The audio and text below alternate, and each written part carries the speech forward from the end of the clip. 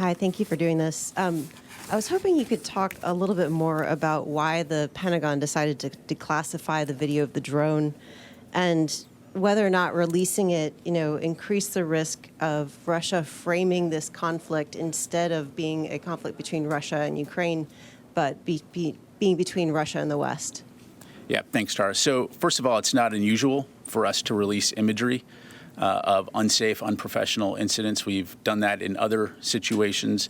And so particularly in this case, given the reckless and dangerous behavior, and to demonstrate publicly what type of actions the Russians had taken, we felt that it was important to provide this imagery. Certainly, there are certain considerations that we have to take into account when dealing with imagery, to include the classification, to ensure that we're not inadvertently putting out sensitive information. But in this case, we were able to work through that and provide that. As far as Russian perceptions, again, I think it's important to take a step back and look at the big picture here.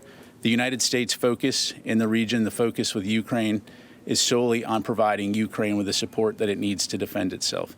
You've heard us say before that Ukraine has a right to defend itself, and we have a right to help them alongside the international community to do that. So the United States does not seek conflict with Russia. We do not seek escalation with Russia. And so we're going to continue to stay focused on our primary mission in the Ukraine area, which is supporting Ukraine in its fight. And declassifying the video and releasing it, Russia has suggested that it didn't show the actual contact. How does this really just counter that narrative and show that this happened the way that the Pentagon has said it has? Yeah, well, I think that our words and our actions speak for themselves, and similarly, Russia's inaccurate information, false information, obfuscation, grasping at straws, changing narratives also speaks for itself. So we're going to stay focused on the facts, and we're going to stay focused on our mission. Let me go to the next question. Liz?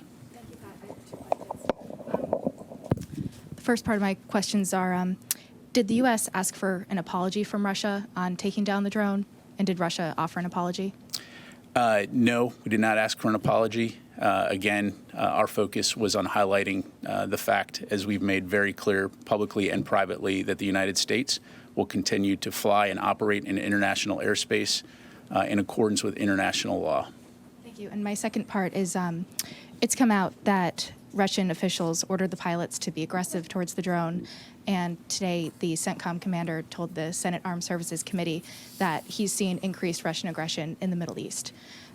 Is this something that the U.S. is concerned about? Does the U.S. have any promises that Russia will decrease its aggression?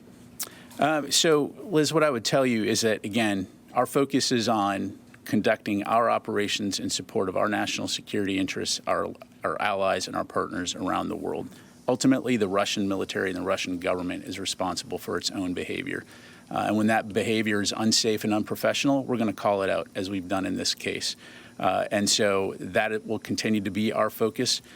You've heard Secretary Austin, you've heard General Hecker in Europe, and others call on the Russians to be safe and professional in conducting their operations, and that would be the expectation going forward. Thank you. Will? So Secretary Austin has said that the U.S. will continue to fly wherever international law allows. In light of that, has the U.S. operated MQ-9s over the Black Sea since the collision and crash?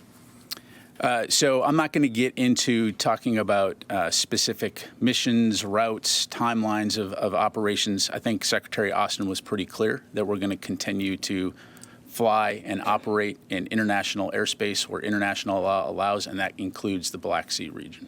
Thank you. Travis.